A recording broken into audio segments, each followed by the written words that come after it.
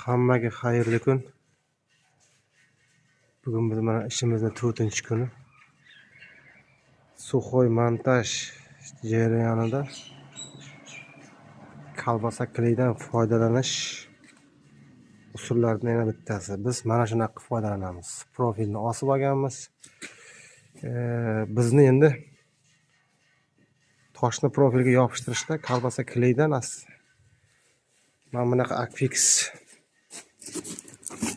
kolbasa kleydan foydalanamiz. Endi boshqa ustalar balkim boshqa firmalardan foydalanishi mumkin, lekin biz Akfix firmasidan foydalanamiz, kolbasa kleylaridan. Chunki sinovdan o'tgan. Buni endi surishi ham tartibi bor. Temirni yaxshilab shlipovать qilish kerak. Temirga ozgina ushlash uchun hali nima deydi? Ishlov berish kerak. Mana bunaqa qilib mana. Biz shunaqa qilib uстановкаlaymiz. Toshlarni mana bunaqa figuralarni kesib, toshlarni ham yaxshilab changdan tozalab uстановка qilamiz. Mana tepasi qoldi.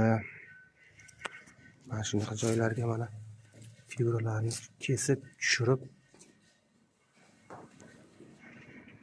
qo'limizdan kelguncha mahoratimizni